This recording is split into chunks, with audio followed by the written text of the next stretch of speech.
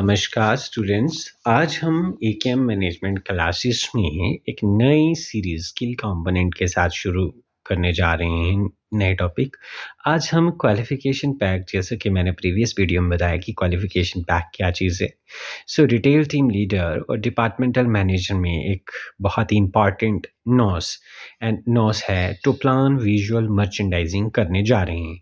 अगर आपको मेरी ये वीडियो पसंद आए तो प्लीज़ मेरे चैनल एकेएम मैनेजमेंट क्लासेस को लाइक, शेयर और सब्सक्राइब करें।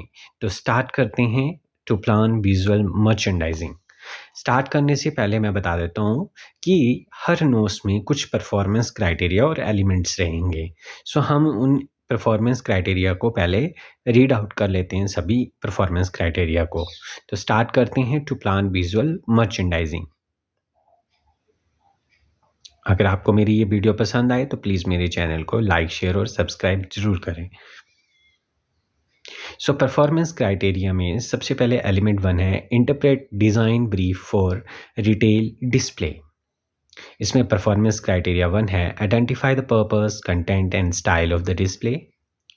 PC2 है identify the equipment, material, merchandise and props needed to create and install the display and the dates for completing it. उसके बाद है PC third, evaluate whether the place to put the display is likely to fulfil the design brief. PC4 है create new and effective way of improving the visual effects with in his her limits of design brief, companies visual design policies and authority. Element 2 है get hold of merchandise and props to be featured in the retail display. Performance criteria 5th है confirm that the feature of merchandise and prop shown in the design brief are those most likely to attract customers' attention. PC6 है identify other merchandise and prop when those originally specified are not available or not suitable and agree the solution with the right person. PC7 है verify arrangements for delivery of merchandise and props with the right people, allowing enough time for deliveries to arrive before display must be installed. PC8 है check the progress of deliveries and take suitable action if delay seems likely. PC9 है update stock record to account for merchandise on display. इस तरह से total 9 performance criteria हैं। Element 1 में हमारे पास 5 performance criteria हैं, वेयर एज एलिमेंट 2 में हमारे पास रेस्ट 4 परफॉर्मेंस क्राइटेरिया हैं। स्टार्ट करते हैं वन बाय वन, इन परफॉर्मेंस क्राइटेरिया को डिस्कस करते हैं। एलिमेंट 1 है हमारे पास interpret design brief for retail displays. तो इंटरप्रेट डिज़ाइन ब्रीफ क्या होता है, रिटेल डिस्प्ले में क्या ज़रूरत है डिज़ाइन ब्रीफ की और किस तरह से हम इसको समझ सकते हैं, उसी के बारे में ये एलिमेंट इंडिकेट करता है। जैसे मैंने बताया कि ये नई सीरीज़ है, स्किल्स से रिलेटेड है कि एक वर्क प्लेस में किस तरह से ये चीज़ें एक्चुअल में एक रिटेल आउटलेट में होती हैं। तो स्टार्ट करते हैं विजुअल मर्चेंडाइजिंग से। बेसिकली विजुअल मर्चेंडाइजिंग क्या है? Visual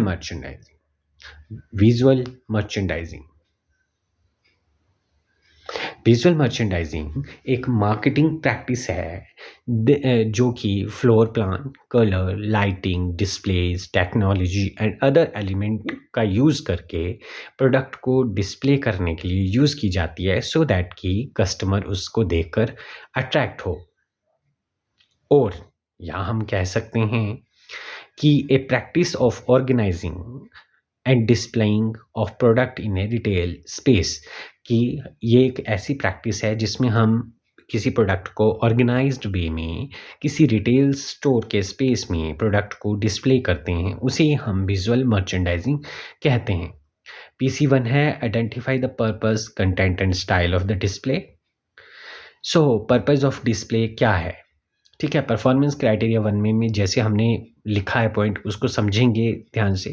identify the purpose of the display पहले। पर्पस ऑफ डिस्प्ले क्या रहते हैं हमारे पास? इससे क्या है, to increase sale by showing and promoting your merchandise. इससे हम क्या करते हैं कि अपनी सेल को बढ़ाने के लिए हम मर्चेंडाइज को प्रमोट करते हैं और शो करते हैं। सेकंड वे बोलता है make display visually appealing to encourage customer to enter the store. Customer को अपीलिंग लगे हमारा जो डिस्प्ले है प्रोडक्ट का और वो हमारे स्टोर में एंटर करे। नेक्स्ट ये बोलता है get customer to pause and shop for the selling floor, कि कस्टमर हमारे अट्रैक्टिव डिस्प्ले को देख के रुके और शॉप करे सेलिंग फ्लोर पे। नेक्स्ट ये बोलता है use merchandising to enhance establish and promote the store visual image. Store की विजुअल इमेज को बढ़ाने के लिए, इस्टेब्लिश करने के लिए, प्रमोट करने के लिए भी डिस्प्ले का यूज़ किया जाता है। देन कस्टमर के शॉपिंग एक्सपीरियंस और उसको एंटरटेन करने के लिए डिस्प्ले किया जाता है। And next one is customer को जो भी हमारे पास मर्चेंडाइज हैं उसकी नॉलेज देने के लिए, उसके बारे में इंफॉर्मेशन देने के लिए जो है डिस्प्ले किया जाता है। So these are the purpose of display. Now बात करते हैं हम आगे, दैट इज़ विजुअल मर्चेंडाइजिंग। अब ये जो विजुअल मर्चेंडाइजिंग है ये दो तरह से होती है, एक्सटीरियर प्रेजेंटेशन और इंटीरियर प्रेजेंटेशन।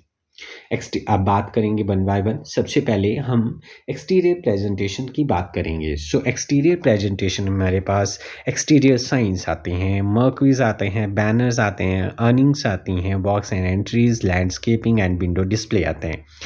इंटीरियर प्रेजेंटेशन में हमारे पास balance, emphasis, proportion, rhythm, harmony, colour, lighting और म्यूजिक भी आता है।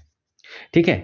सो सबसे पहले हम एक्सटीरियर प्रेजेंटेशन की बात करेंगे। एक्सटीरियर साइंस में हमारे पास क्या चीज़ें आती हैं।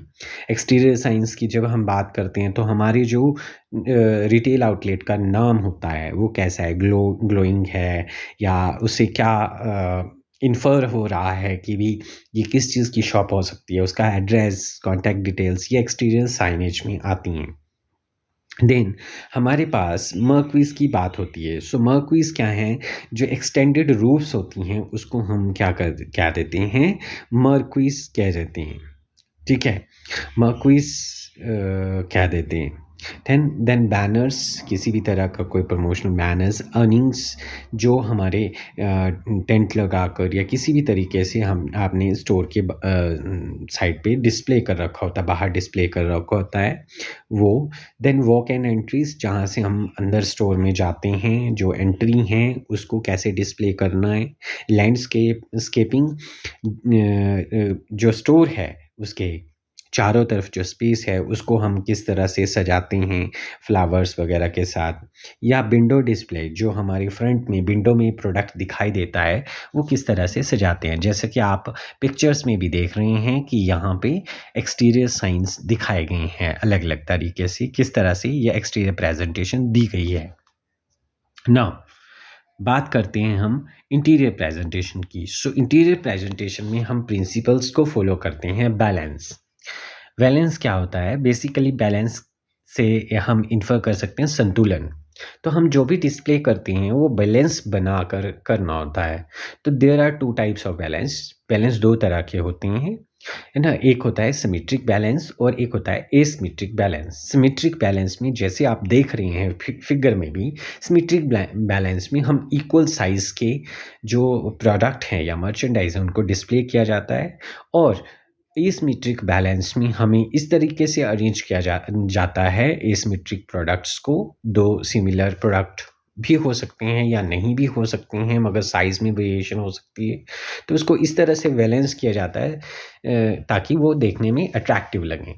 नाउ सेकंड जो हमारा इंटीरियर प्रेजेंटेशन में आता है वो है एम्फेसिस। सो हम जानते हैं कि हमारी आई बॉल की मूवमेंट लेफ़्ट टू राइट होती है। सो हमें जैसे ही कोई भी कस्टमर स्टोर में एंटर करता है तो वो सबसे पहले लेफ़्ट साइड देखता है। तो हमें लेफ़्ट साइड में वो प्रोडक्ट डिस्प्ले करना होता है जिसको हमें एम्फेसाइज़ करना है ना, जो अट्रैक्टिव है वो प्रोडक्ट रखना है। सो एम्फेसिस। देन प्रपोर्शन होता है कि प्रपोर्शन में हम क्या करते हैं, प्रोडक्ट को इस तरह से डिस्प्ले करते हैं ताकि वो इक्वल प्रपोर्शन में में रहें। ऐसा नहीं है कि कोई ज़्यादा डिस्प्ले कर दिया प्रोडक्ट, कोई बिल्कुल कम किया, है ना? सो इक्वल, जैसे अगर 5 ट्राउज़र आपने डिस्प्ले किए हैं तो 5 शर्ट्स भी एटलीस्ट डिस्प्ले करनी बनती हैं एक शेल्फ में, है ना? इस तरह से प्रपोर्शन, इफ़ प्रपोर्शन नहीं है प्रॉपर वे से, तो कई बार क्या होता है, पीपल्स को ट्रबल हो सकती है देखने में। ठीक है? नाउ रिदम, रिदम में क्या है हम, कि कोई भी प्रोडक्ट जो है साइज़ वगैरह में जनरली रिदम का फ़ॉलो किया जाता है। जैसे स्मॉलर साइज़ की शर्ट है वो आगे डिस्प्ले की जाएँगी, जो लार्ज साइज़ की हैं उससे पीछे, है ना? इस तरह से सीक्वेंस में डिस्प्ले की जाती हैं, इसे हम रिदम कहते हैं। देन हार्मनी, हार्मनी का मतलब होता है तालमेल। हमें आपसी तालमेल के साथ प्रोडक्ट को डिस्प्ले करना होता है। अब प्रोडक्ट को डिस्प्ले करने के लिए तालमेल की ज़रूरत है ना? फॉर एग्ज़ाम्पल, जैसे हमने ट्राउज़र्स डिस्प्ले किया तो हमें शर्ट्स भी डिस्प्ले करनी है। देन उसके साथ जो है हमें कोट या ब्लेज़र्स डिस्प्ले करने हैं, ठीक है? तो इस तरह से आपसी तालमेल के साथ ये प्रोडक्ट डिस्प्ले करने पड़ते हैं। नाउ कलर्स, सो कलर बैकग्राउंड का मर्चेंडाइज पे क्या इन्फ्लुएंस पड़ता है? जैसे आप देख रहे हैं कलर ऑफ द मर्चेंडाइज हमारे पास है, ब्लैक बैकग्राउंड है या वाइट है या वेज बैकग्राउंड है या डार्क ग्रे बैकग्राउंड है, तो किस तरह से कलर डिस्प्ले होते हैं? जैसे कि मैंने यहाँ पे आपको चार्ट बना के बताया है, तो वही कलर्स यूज़ किए हैं। जैसे येलो कलर है बैकग्राउंड में, वो रिचनेस में एनहांस होता है। वाइट में येलो कलर जो है वो कैसा नज़र आता है, लाइट और डल नज़र आता है। बेज में ये वार्मर नज़र आता है और डार्क ग्रे में ये ब्राइटर नज़र आता है। इसी तरह से रेड जो है ब्लैक बैकग्राउंड में फार फ्रॉम ब्रिलियंसी नज़र आती है, डार्कर और प्योरर नज़र आता है। वाइट बैकग्राउंड में ब्राइट बट लेस इंटेंस नज़र आता है और ब्राइट बट लूज सैचुरेशन, आप देख रहे हैं सैचुरेशन लूज़ की हुई है। ब्लू कलर, है ना, ल्यूमिनस नज़र आता है रिचर एंड डार्कर वाइट में, है ना। वेज बैकग्राउंड में लिटिल मोर ल्यूमिनस नज़र आता है और ब्राइटर नज़र आता है ग्रे में। ग्रीन जो है पेल और शार्पन्ड हो जाता है, डीपन्स इन वैल्यू हो जाता है, लाइटर एंड येलोइश नज़र आता है बेज बैकग्राउंड में, और डार्क ग्रे में ब्राइटर आता है। इसी तरह से ग्रीन और ऑरेंज कलर्स के लिए भी अलग अलग का पैट इन्फ्लुएंस नज़र आता है, जैसे कि आप इस चार्ट में देख रहे हैं, और इस चार्ट को ध्यान से देख लीजिए एक बार, ठीक है। इसी की तरह हम कलर ब्लॉकिंग भी करते हैं, तो कलर ब्लॉकिंग में हम जनरली क्या करते हैं, विंटर्स में डार्कर टू लाइट कलर रखते हैं। विंटर्स में डार्क कलर ज़्यादा पसंद किए जाते हैं, whereas in case of summer light to dark display किया जाता है। इसी को हम कलर ब्लॉकिंग कहते हैं। Next is lighting. Lighting is another important features for interior display. So lighting and music जो है वो इम्पॉर्टेंट है। अब लाइटिंग और म्यूज़िक की बात करें तो हम जो हैं सबसे पहले लाइटिंग की बात करते हैं। तो हमारे पास जो है 3 तरह की लाइटिंग होती है, प्राइमरी लाइटिंग, एक्सटर्नल लाइटिंग और एटमॉस्फेरिक लाइटिंग। जो प्राइमरी लाइटिंग है वो क्या होती है, जो बेसिक लाइटिंग होती है, जो स्टोर की बेसिक लाइटिंग है, जो छत के साथ अटैच रहेंगी, है ना, वॉल्स के साथ अटैच रहेंगी, वो क्या है, प्राइमरी लाइटिंग होंगी। एक्सेंट लाइटिंग जो हैं वो पर्टिकुलर प्रोडक्ट को हाईलाइट करने के लिए लगाई जाती हैं, वेयर एज एटमॉस्फेरिक लाइटिंग जो हवा में लटकती हुई हैं, किसी पर्टिकुलर प्रोडक्ट्स को हाईलाइट करना है तो उसके लिए हाईलाइट एटमॉस्फेरिक लाइटिंग रहेंगी। सो जैसा आप फोटोग्राफ्स में भी देख रहे हैं, सो फोटोग्राफ में आप देख रहे हैं ये एटमॉस्फेयर लाइटिंग है, ये एक्सेंट लाइटिंग है, ठीक है। सो ये क्या है, हमारी लाइटिंग है। और म्यूज़िक कैसा रखा जाता है, बिल्कुल सॉफ्ट म्यूज़िक रखा जाता है, बिकॉज़ क्या होता है, कई बार थका हारा सा व्यक्ति आता है शॉपिंग के लिए, तो वो लाइट म्यूज़िक, सॉफ्ट के सूदिंग म्यूज़िक को सुन के उसको अच्छा फ़ील होता है। नाउ कंटेंट और एलिमेंट्स ऑफ डिस्प्ले। अगर मैं कंटेंट और एलिमेंट्स ऑफ डिस्प्ले की बात करूँ, तो जब हम इसको डिसाइड करते हैं कि मर्चेंडाइज़ को कैसे डिस्प्ले किया जाना है, सो कैसे कैटेगराइज़ किया जाना है, तो ये हम देखते हैं साइज़ के अकॉर्डिंग, या फिर टाइप्स, किस टाइप का है, अपैरल्स हैं या जो खाने-पीने का सामान है या ज्वेलरी है, कॉस्मेटिक हैं, टाइप्स के अकॉर्डिंग। कलर्स के अकॉर्डिंग, जैसे मैंने बताया कि कलर्स इफ़ेक्ट डालते हैं, तो कलर्स के अकॉर्डिंग हो सकता है। कंप्लीट पैकेज में समटाइम क्या होता है, कॉम्बो पैकेज वगैरह होते हैं, तो उसके अनुसार। देन प्राइस के अकॉर्डिंग, देन फीचर्स और बेनिफिट जो हाइलाइट करने हैं उसके अकॉर्डिंग, ठीक है? सो इस तरह से प्रोडक्ट को डिस्प्ले किया जाता है। नाउ डिस्प्ले पैटर्न में हमारे पास, जैसे कि आप फिगर्स में देख रहे हैं, ये है रेक्टेंगुलर डिस्प्ले, ये है ट्रायंगुलर डिस्प्ले, ये है हमारे पास रेडियल और सर्कुलर डिस्प्ले। जैसे कि आप देख रहे हैं रेक्टेंगुलर डिस्प्ले, इसमें खाने पीने का सामान, जो सब्जियां हैं, फ्रोजन फूड हैं, गए हैं, ठीक है। ट्रायंगुलर डिस्प्ले में आप देख रहे हैं गिफ्ट आइटम्स रखी जाती हैं। रेडियल सर्कुलर डिस्प्ले में आप देख रहे हैं कि राउंड ब्राउज़र का यूज़ करके कपड़े डिस्प्ले किए गए हैं।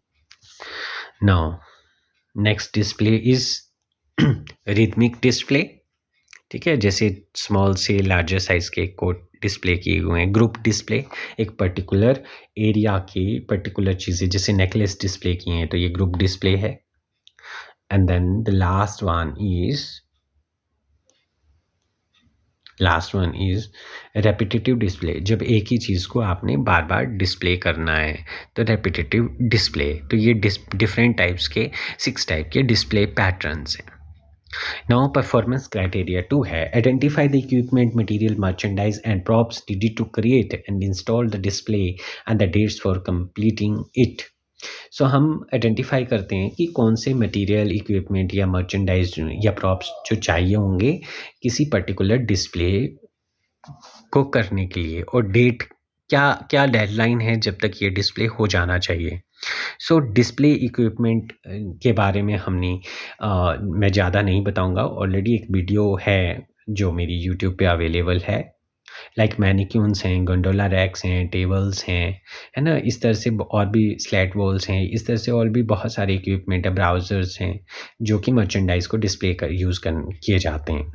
प्रॉप्स क्या हैं? प्रॉप्स समथिंग जो कि प्रोडक्ट को डिस्प्ले करने के लिए, मर्चेंडाइज को डिस्प्ले करने के लिए यूज़ किया जाता है, जिससे कि मर्चेंडाइज का मेन फंक्शन जो है वो सॉर्ट आउट हो जाए, और स्टोरी बताने के लिए, तो वो क्या है, प्रॉप्स कहलाते हैं। अभी इंटीरियर साइनेजेस भी इसका पार्ट हैं। तो इंटीरियर साइनेजेस में जो है, इंटीरियर डिस्प्ले में इंटीरियर साइनेजेस की कौन से सेक्शन, कैटेगरी साइनेजेस है ना, जो कि अलग वीडियो में हमने स्टडी कर रखी कि साइनेजेस जो हैं वो हैं, है ना, और उसमें क्या है, साइनेजेस से हमें पता लगता है कि किस डायरेक्शन में कौन सा प्रोडक्ट है, कैसे डिस्प्ले होना है, क्या प्राइस है, ठीक है, क्या प्रमोशंस चली हुई हैं, उस पे कितना ऑफ़र चला हुआ है, वो साइनेजेस के थ्रू पता चलता है। क्या प्रोडक्ट की इन्फॉर्मेशन है, क्या ऑफ़र्स हैं, कहाँ कैश काउंटर है, ये साइनेजेस के थ्रू, जिसके लिए अलग से वीडियो बनी हुई है। Now product and merchandise display planning. अगर मैं डिस्प्ले प्लानिंग की बात करें तो जो मोस्ट कंज्यूमेबल प्रोडक्ट हैं वो स्टोर के बैक में डिस्प्ले किए जाते हैं। जनरली खाने पीने का सामान जो है बैक में रखा जाता है। Line the path to back of the store with high margin items. जिस पाथ से एक कस्टमर क्रॉस करता है तो वो जो पाथ है उसके साथ जो है हाई मार्जिन आइटम्स जो हैं डिस्प्ले की जाती हैं, ठीक है। सीजनल मर्चेंडाइजेज और स्मॉलर हाई मार्जिन आइटम्स जो हैं वो जो है फ्रंट ऑफ द स्टोर में डिस्प्ले की जाती हैं। देन जनरल मर्चेंडाइज और रिटेल स्टोरीज है ना, एक स्टोर के एक साइड पे डिस्प्ले की जाएंगी, क्योंकि वो डेली यूज़ होने वाली आइटम्स जनरली नहीं होती हैं। Then customer always turn right when entering. जब जाता है तो राइट साइड टर्न लेता है, बट देखता वो लेफ्ट टू राइट है, मगर टर्न जो मारता है वो राइट साइड मारता है। Then never place high theft item at the back of the store. कभी भी नहीं रखनी चाहिए जो चोरी हो जाती है सामान। Then merchandising and category presentation. अगर हम इसकी बात करें मर्चेंडाइज और कैटेगरी प्रेजेंटेशन की, तो हम इसमें सैम्पल मर्चेंडाइज हायरार्की की बात करेंगे। सो ये मर्चेंडाइज हायरार्की, जैसे क्लोथिंग का एक स्टोर है, उसमें मेंस और विमेंस के वो हैं, पार्ट्स हैं, मतलब क्लॉथ्स हैं। देन आउटर बियर्स हैं, एसेसरीज हैं, वुमेंस के केस में फॉर्मल्स और कैजुअल हैं, उसमें शर्ट्स एट्सेट्रा हैं, प्लेन प्रिंटेड एट्सेट्रा है मेंस के केस में। तो इस तरह से मर्चेंडाइज हायरार्की रहती है। तो हर स्टोर की अलग अलग मर्चेंडाइज हायरार्की होती है, वो ज़्यादा भी हो सकती है, वो छोटी भी हो सकती है। देन जब एक अच्छी मर्चेंडाइज प्रेजेंटेशन करनी हो तो कौन से ऐसे पॉइंट्स हैं जो हमें कंसीडर करने पड़ते हैं, उसके बारे में हम स्टडी कर लेते हैं। So grouping item make it easy to buy assemble और रिलेटेड आइटम्स। ठीक है, सो हमें हमेशा ग्रुप आइटम्स जो होती हैं, लाइक हमें ट्राउज़र के साथ शर्ट, तो उससे क्या होता है कि खरीदने वाले को आसानी रहती है। ठीक है, जैसे टॉप वियर को बॉटम वियर के साथ कोऑर्डिनेट करना। Then place item in such a way that the selecting and decision making a faster logical एडजन, जैसे बेल्ट के साथ ट्राउज़र रखना, बोलता है इस तरह से अरेंज करके रखो ताकि डिसीजन मेकिंग जो है जल्दी हो सके। Then use vertical space but not too high. Customer do not look up nor can reach the product, or no too low. It could be hidden below other products or out of sight. तो customer जो है, जो product आपने ज़्यादा highlight करना है वो आई level पे होना चाहिए। आई लेवल पे होना बहुत ज़रूरी है। वर्टिकल स्पेस में रखो, बट इतना भी ऊंचा ना रखो, है ना, और बिल्कुल नीचे भी ना रखो, जिससे क्या है वो कस्टमर ना तो ज़्यादा झुकेगा और ना ही ज़्यादा अपर साइड देखेगा और ना ही प्रोडक्ट तक पहुंच पाएगा, इसलिए वो प्रोडक्ट बिकेगा ही नहीं। तो इसलिए आई लेवल जो है प्रेफरेबली आई लेवल पे डिस्प्ले किए जाते हैं attractive products. Then place merchandise of lower price on or about the store floor. जो लोअर प्राइस के प्रोडक्ट हैं वो स्टोर के फ्लोर के पास ही होने चाहिए, मतलब लोअर शेल्फ में होने चाहिए। राइट फिक्सचर का पता होना चाहिए कि मर्चेंडाइज किस पे डिस्प्ले करना है, कौन सा प्रोडक्ट किस टाइप के फिक्सचर या डिस्प्ले इक्विपमेंट पे डिस्प्ले होना चाहिए। Then featured merchandise face out and colours in capacity on stack, है ना, जो स्टैक में रखने वाली चीज़ें हैं। ठीक है, जो फीचर्ड मर्चेंडाइज हैं वो बिल्कुल सामने होने चाहिए, आई लेवल पे होने चाहिए एंड कलर कैपेसिटी के अकॉर्डिंग होने चाहिए। Then place merchandise in such a way that the range of style invisible is visible. Shirt is vertical block like check, solid strip etc. So vertical blocks लगा के रखने चाहिए। vertical blocks जिसमें बताया vertical pattern में हम display करते हैं प्रोडक्ट को, तो स्टैक में रखनी चाहिए, है ना, जैसे चेक रख दी, फिर सॉलिड रख दी, फिर स्ट्रिप रख दी, इस तरह से। ठीक है, use vertical space for different size and for families of the same colour, है ना, सेम कलर की फैमिली हो और जो डिफरेंट साइजेस हैं वो डिस्प्ले करके रखने हैं, ऐसे नहीं कि एक ही साइज़ रख लेना सारा, है ना। तो बट फाइनली इसमें बोलना चाहूँगा कि इनोवेटिव आइडिया है आपके पास तो वो उसको यूज़ कीजिए, उससे डरिए मत। Now potential places for display. Potential places क्या हैं? विंडो डिस्प्ले है। सो एक तरह की ये एडवर्टाइजमेंट है जहाँ पे हम जो है प्रोडक्ट को, है ना, जो भी ऑफर्स हैं, है ना, जो भी स्टॉक हैं या क्रिएटिव आइटम्स हैं या लेटेस्ट ट्रेंड की हैं, आई कैचिंग मर्चेंडाइज हैं, वो डिस्प्ले करते हैं। ये दो तरह के होते हैं, institutional display and the promotional display. So institutional display में हमारे पास विंडो डिस्प्ले में आता है कि पर लेटेस्ट ट्रेंड के जैसे क्लोथ्स, एसेसरीज हैं, है ना, वो हम जो है रखते हैं, जैसे आप देख रहे हैं फोटोग्राफ्स में। और प्रमोशनल डिफरेंस में हम कोई डिस्काउंट है, कोई ऑफर्स हैं, है ना, सो वो डिस्प्ले करते हैं बैनर्स या साइनेजेस के थ्रू, तो उसको हम बोल देते हैं promotional display. Basics of window display. Window display के अगर हम बेसिक्स की बात करते हैं तो merchandise must have sales appeal and appropriate as season के अकॉर्डिंग हो और सेल्स अपील हो मर्चेंडाइज की, कलरफुल हो, बोल्ड और अट्रैक्टिव हो, ज़्यादा चीज़ें नहीं रखनी, क्लटर्ड नहीं बनाना है विंडो को, ना ट्रायंगुलर फॉर्म में रखनी है। अगर मैनिक्यून्स डिस्प्ले करते हो अपराइट पैटर्न में, है ना, स्ट्रेट लाइन में नहीं रखनी है, अपराइट ट्राइंगल में फॉर्म में होना चाहिए मैनिक्यून्स, है ना, और ट्राइंगल का जो एक कोना है, सेंटर कोना है, वो हाईएस्ट पॉइंट पे होना चाहिए जब भी आप ग्रुप ऑफ मैनिक्यून्स को रखते हैं। Then shelf display. आप जैसे इस फोटोग्राफ में देख रहे हैं कि utilise space in shelving unit to showcase each product category. हर प्रोडक्ट की कैटेगरी है और एक शेल्फ में डिस्प्ले करके रखा हुआ है, इससे जो है स्पेस की बचत होती है। Then basics of shelf display की बात करें तो एक्सपेंसिव आइटम जो है आई लेवल पे होनी चाहिए, है ना, चिल्ड्रन प्रोडक्ट जो है चिल्ड्रन के आई लेवल पे होने चाहिए, टारगेटेड और पॉपुलर प्रोडक्ट बिटवीन नीज और आई लेवल पे होनी चाहिए, है ना। Use the space of end of the shelf का स्पेस भी यूज़ करना चाहिए, क्लटर्ड नहीं होनी चाहिए, अपीलिंग प्रोडक्ट होने चाहिए एंट्रेंस पे। देन आइलैंड डिस्प्ले एक तरह का फिक्सचर है ना, जिसको हम चारों तरफ से देख सकते हैं। जैसे कि आप फोटोग्राफ में देख रहे हैं कि आइलैंड जिस तरह आइलैंड होता है कि वो पानी से घिरा रहता है, वैसे ही फ्री होता है। तो चारों तरफ से हम आइलैंड जो पानी से घिरा होता है, तो यहाँ पे क्या है, जो आपका फिक्सचर है वो चारों तरफ से उसको कस्टमर देख सकता है। तो जैसे शूज़ डिस्प्ले किए हुए हैं फोटोग्राफ में।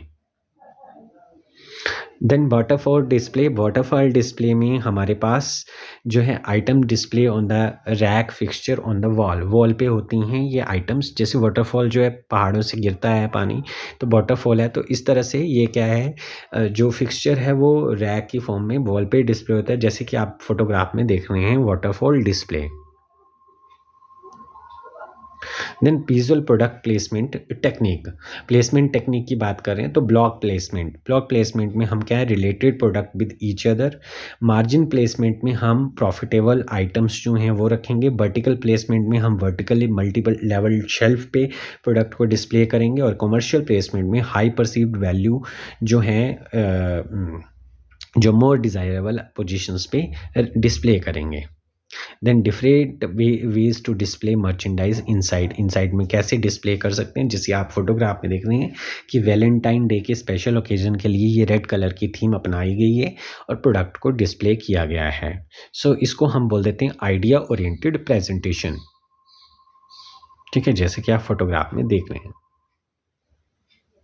देन हमारे पास नेक्स्ट तरह की टाइप की प्रेजेंटेशन है, दैट इज स्टाइल और आइटम प्रेजेंटेशन, जिसमें हम अकॉर्डिंग टू साइज, टाइप और स्टाइल के अकॉर्डिंग जो है प्रोडक्ट को डिस्प्ले करते हैं। सो प्राइस लाइनिंग में हम अकॉर्डिंग टू प्राइस जो है प्रोडक्ट को डिस्प्ले करेंगे। ठीक है, तो ये स्टाइल प्रेजेंटेशन है। ठीक है, गिफ्ट आइटम्स की। देन कलर प्रेजेंटेशन में according to colour.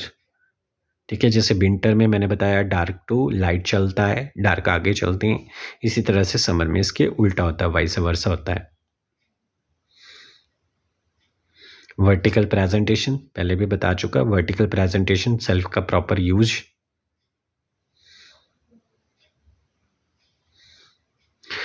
Then tonnage presentation, tonnage मतलब एक प्रॉपर वे में सेट किया हुआ, जहाँ पे बहुत सारे बल्क में आइटम्स रखी जानी है, वहाँ पे इसका यूज़ किया जाता है। Then frontal presentation, frontal front में। Now performance criteria. Third, evaluate whether the place to put the display is likely to fulfill the design brief. तो जो डिस्प्ले एरिया में आपने प्रोडक्ट रखना है, प्लेस करना है, तो उसको इवैल्यूएट करो कि वो डिज़ाइन ब्रीफ के अकॉर्डिंग है या नहीं है।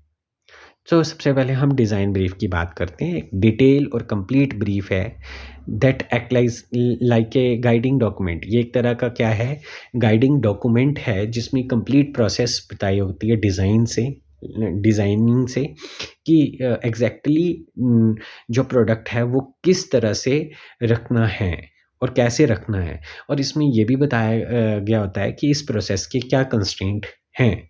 ठीक है, सो बेसिकली ये क्या गाइडिंग डॉक्यूमेंट है, जहाँ पे प्रोसेस बताया गया है, डिज़ाइन बना के बताया गया है कि कौन सा प्रोडक्ट कहाँ पे डिस्प्ले करना है। अगर मैं बात करूँ इसकी डिज़ाइन ब्रीफ की, तो डिज़ाइन ब्रीफ जो हमारा जो इसमें 4 फैक्टर्स हैं, जो 4 चीज़ों को फुलफ़िल करता है। तो सबसे पहले है क्लाइंट, कि हमारा क्लाइंट जो हमारा सप्लायर है वो कौन है ना, उसकी भी कुछ स्पेसिफिकेशन होती हैं। देन टारगेट यूज़र, ये जो प्रोडक्ट हम डिस्प्ले करने जा रहे हैं, इसके लिए हमारा टारगेट यूज़र कौन है। देन थीम, ठीक है, क्या थीम है ना, क्या थीम है और किस कंटेक्स्ट में है। जैसे इंडिपेंडेंस डे के दिन जो थीम होती है वो ट्राई कलर की होती है, तो कंटेक्स्ट क्या है, इंडिपेंडेंस। दिवाली है, लाइटनिंग थीम है ना, context Diwali.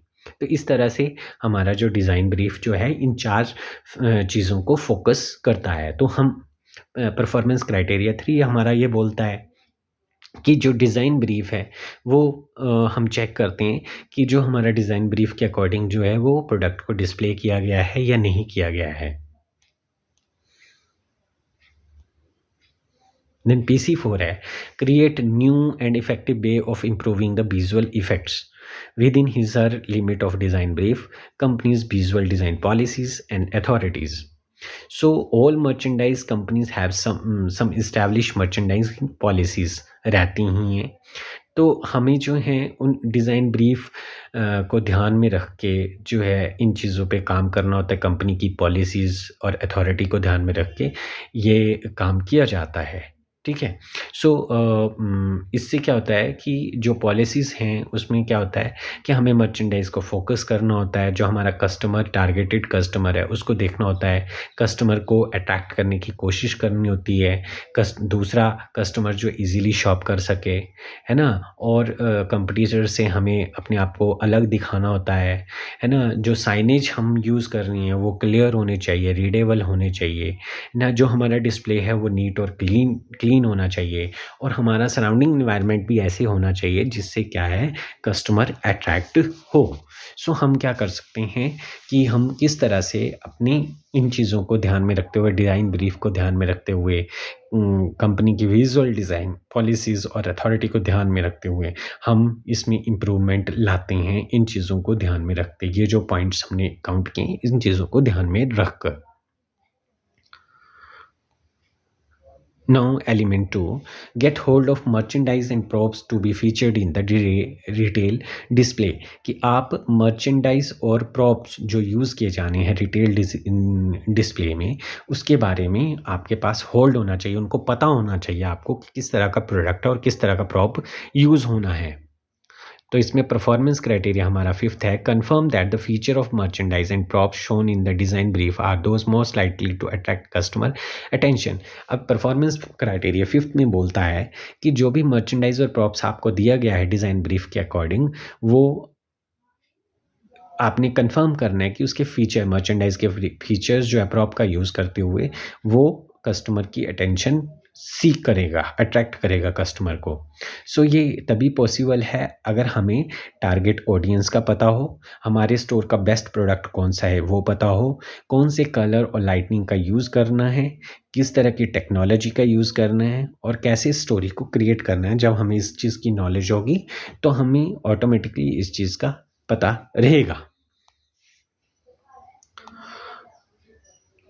Then identify other merchandise and props when those originally specified are not available or not suitable and agree the selection with the right person। अगर हमारे पास जो मर्चेंडाइज और प्रॉप्स अवेलेबल हैं, है ना, ओरिजिनली जो बताए गए हैं डिज़ाइन ब्रीफ में या हमें दिए गए हैं, अगर नहीं प्रॉपर वे से अवेलेबल हैं, जो रिक्वायरमेंट है एज़ पर द रिक्वायरमेंट और एज़ पर द कंटेक्स्ट और द थीम नॉट सूट या सूटेबल नहीं है, तो हमें दूसरे मर्चेंडाइज़ की सिलेक्शन कैसे करनी है, उससे कौन-सा राइट पर्सन है जिससे अथॉरिटी लेनी है।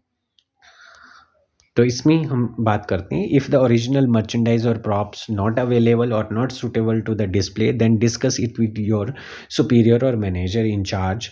ठीक है, अगर नहीं अवेलेबल है प्रॉपर वैसे ये सूटेबल नहीं है तो मैनेजर इन चार्ज से हमने बात करनी है, अल्टरनेट अरेंजमेंट करने की कोशिश करना है सो दैट कि जो डिज़ाइन ब्रीफिंग की गाइडलाइंस को ध्यान में रखते हुए हम टाइमली उनको मैनेज कर सकें। फॉर एग्ज़ाम्पल जैसे दिवाली आ रही है मगर हमारे पास गिफ्ट आइटम्स अभी तक नहीं पहुँची हैं क्योंकि सेल्स होने वाली हैं, तो राइट पर्सन की अथॉरिटी से हमें वो आर्टिकल्स जो हैं, वो जो मर्चेंडाइज़ हैं वो हमें अरेंज करनी हैं, ठीक है? ताकि हम टारगेटेड कस्टमर को अप्रोच कर सकें टाइमली। Now PC7 है, verify arrangements for delivery of merchandise and props with the right people allowing enough time for deliveries to arrive before display must be installed।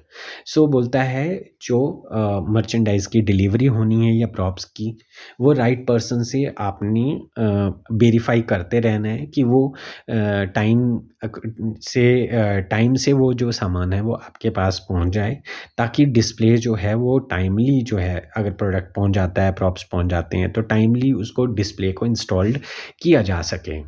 ठीक है। For this one must take follow up from the superior. इसके लिए आप superior से follow up ले सकते हैं, है ना। स्टॉक एडमिनिस्ट्रेशन सिस्टम का सहारा ले सकते हैं, है ना, ताकि टाइमली डिस्प्ले ऑर्डर डेवलप किया जा सके, दे दिया जा सके और टाइमली ऑर्डर जो है रिसीव किया जा सके। तो इसके लिए जो स्टेप्स हैं जो फॉलो करेंगे, तो वो है पहले तो रिसीव ऑर्डर। ऑर्डर को कैसे रिसीव करना है, देन वैलिडेट करना है। वैलिडेट करो कि हाँ हमें कौन कौन से प्रोडक्ट चाहिए, वो एग्जैक्टली यही है। एंड देन एलोकेट करो उस ऑर्डर को, एलोकेट डिस्पैच, ठीक है, डिस्पैच करो उसको। देन ऑर्डर प्रिपेयर करो और उसके अकॉर्डिंग बिल रेज करो एंड पेमेंट्स रिसीव करो और कंट्रोल क्रेडिट्स। हो सके तो क्रेडिट्स को कंट्रोल करना है। ज़्यादा जो है क्रेडिट्स पे क्रेडिट टर्म कंडीशन पे कोई भी सामान लेने ज़्यादा नहीं लेना है ना। According to need, according to seasonal demand, according to need of the customer ही, है ना, क्या टारगेट कस्टमर, उसके अकॉर्डिंग ही ये चीज़ें सोचनी है। नाउ PC8 है check the progress of deliveries and take suitable action if display seems likely. So अगर जो भी डिलीवरी हो रही है, प्रोग्रेस उसकी डिलीवरी, जो प्रोडक्ट्स की डिलीवरी है उसकी प्रोग्रेस को चेक करना है। अगर डिले है तो उसके लिए सूटेबल एक्शन लेना है। सो वो कैसे ले सकते हैं, हमें check stock availability in the store first. उसके लिए क्या करेंगे, आप स्टोर में पहले स्टॉक की अवेलेबिलिटी को चेक करेंगे। और ये कैसे हो सकता है, एक प्रॉपर स्टॉक ट्रैकिंग सिस्टम की वजह से ही पॉसिबल है, which can be one of the computer software programmes जो आज की डेट में कंप्यूटर टेक्नोलॉजी का यूज़ हो रहा है, उसकी वजह उसके साथ जो हैं ये काम किया जा सकता है। कार्ड सिस्टम है इन्वेंट्री का, कार्ड सिस्टम में हम क्या करते हैं, इन्वेंट्री के कार्ड सिस्टम में कोडिंग की जाती है उसकी, उससे हम पता लगा सकते हैं कि कोई प्रोडक्ट हमारे पास कितना अवेलेबल है, कितना बचा हुआ है और कितना ऑर्डर करने की ज़रूरत है। इफ़ डिले इन डिलीवरीज, अगर डिले है, रिक्वायर्ड मर्चेंडाइज जो हमें चाहिए है उसकी डिले है, तो communicate with the customer, customer से कम्युनिकेट करो। डोमेस्टिक सप्लायर, अगर जो है कस्टमर को बताओ कि कितना टाइम लगेगा उस प्रोडक्ट के लिए। अगर पॉसिबल हो तो जो डोमेस्टिक सप्लायर्स हैं उनके साथ पार्टनरशिप भी करके रखो, सो दैट कि कस्टमर की जो डिमांड है उसको टाइमली फुलफिल किया जा सके।